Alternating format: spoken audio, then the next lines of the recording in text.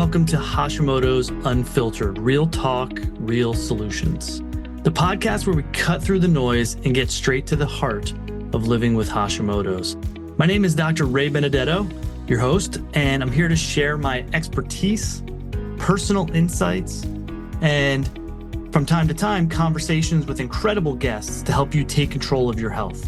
Together, we'll explore actionable items, debunk myths, and navigate the complexities of your thyroid health. So whether you're newly diagnosed or a seasoned warrior, this is your space for unfiltered truth and real hope. Let's dive in. Today's topic is a big one. You see that the topic of today's talk is, can trauma trigger Hashimoto's?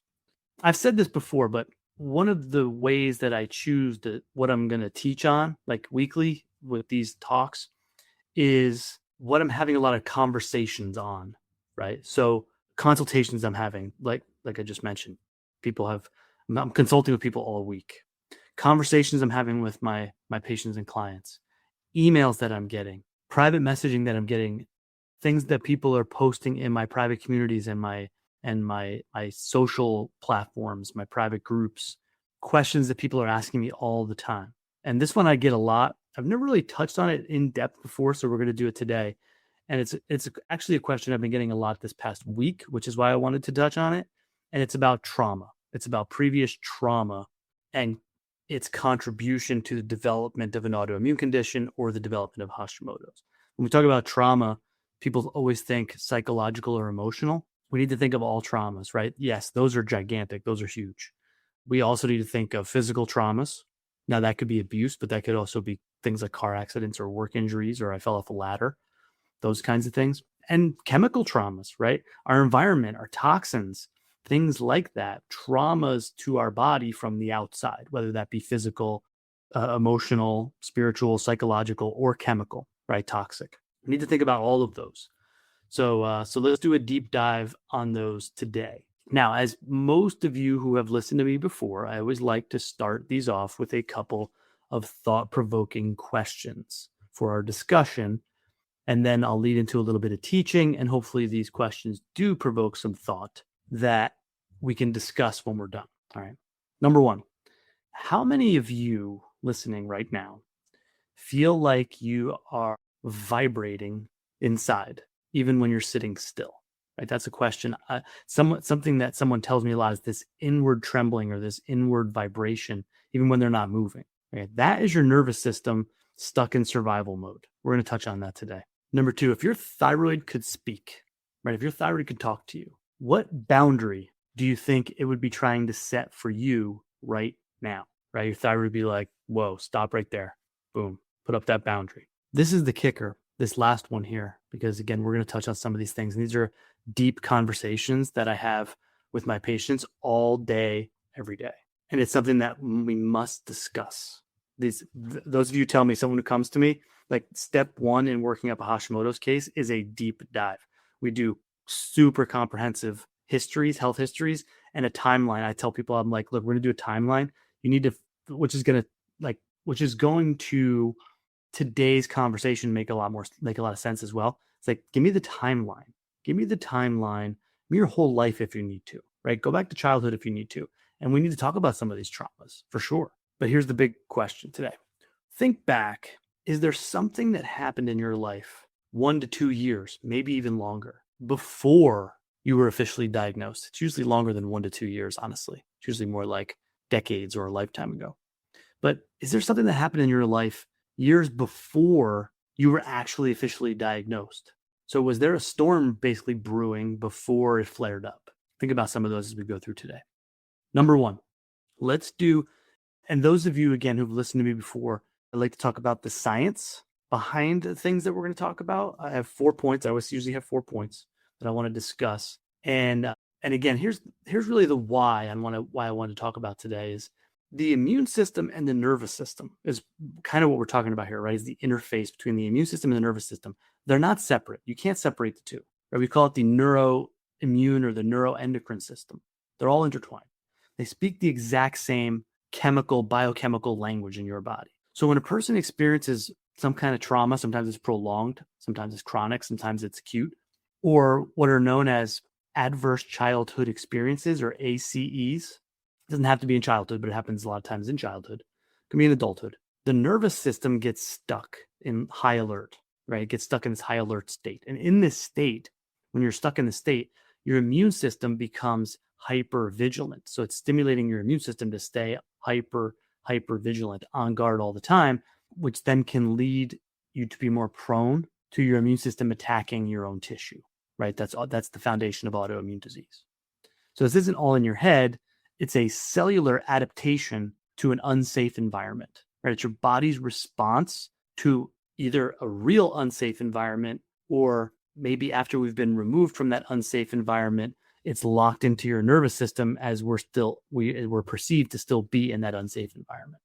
Let's talk about the science. Number one, that ACE, those adverse childhood experiences. Let's talk about the data behind the disease. Okay, there is a landmark ACE study, adverse child experiences study, which found a direct response, right? It's a direct dose response. So like, how severe was it, right? Was it a little bit? Or was it a lot of it? A direct dose response relationship between childhood traumas and the development later on of autoimmune diseases. Okay, so a high ACE score, they developed all these parameters where they score someone's ACEs, their adverse childhood experiences. A high score significantly increased the risk of being diagnosed, hospitalized, what have you, with an autoimmune condition in the future. So the trauma isn't just what happened to you, it's what happens inside of you as a result. If your system learned early on in life that the world was unsafe because of whatever that trauma was, it's your nervous system, your body stayed in this protection mode. So when you're in this protection mode, the immune system is like a soldier that has been standing at his post and hasn't slept in years, right? So it eventually starts, so what happens, becomes delirious, right? It starts firing at shadows because it thinks it's people coming up to attack them. So that's your immune system, right? So your own tissue, your thyroid, can get caught in the crossfire there. So this provides some scientific validation that you shouldn't feel guilty about being sick because of maybe things that happened to you in the past. But we can replace that with an understanding that, oh, my body has implemented this survival biology, right? The survival mechanism. And we have to dig into that and we have to unwind that. All right, that's number one. Number two, let's talk about survival mode versus thyroid function. Okay, here's the science. Chronic stress / trauma, right, and or trauma, which is going to cause chronic stress. You can't have one without the other, leads to a permanent, it's not really permanent, but it can be if it's not fixed, right? It will become permanent if it's allowed to continue. A shift in what's known as the HPA axis, the hypothalamic, which is brain, pituitary, which is also brain, adrenal. So HPA is hypothalamic pituitary adrenal axis. So when the brain perceives a threat, right, this is real threat or perceived, right? So we've had previous traumas; these get locked in. Your brain is still perceiving these stressors or these threats as being there. So when the brain either is being threatened or perceives a threat, the brain, it intentionally downregulates, downshifts, right? I use big terms like downregulate. Think downshift, like if you're in a car, right? You're downshifting the engine. It's going to, on purpose, intentionally downregulate your thyroid function to conserve energy for the fight or the flight, which is constant, right? If we're locked into this mode. Here's the catch, right? This is what happens all the time in functional medicine without addressing what we're talking about today. You cannot supplement your way out of this. You can't supplement your way out of a nervous system that always feels unsafe and stressed and on guard. It's not possible. You can't supplement your way out of that. And so there's tons of functional medicine doctors out there not assessing their patients as deeply as they need to, like we're talking about today, and dealing with these things. They're running tests. They're prescribing supplements based on test results. It's not going to fix anything. You can't supplement your way out of this. Think about it. Our bodies are brilliant. They are the most perfect machine ever made. And if it thinks you're in a war zone all the time, your body's going to shut down your metabolism, which is your thyroid, to conserve energy. right? This is why you feel frozen, you feel heavy. Your body's always like, oh gosh, feels like a million pounds. Your Hashimoto's might actually be your body's way of trying to force you into, hey, relax, stay safe. We're trying to like this protective mode, right? So we have to reteach the body that, hey, the war's over. The war ended a long time ago.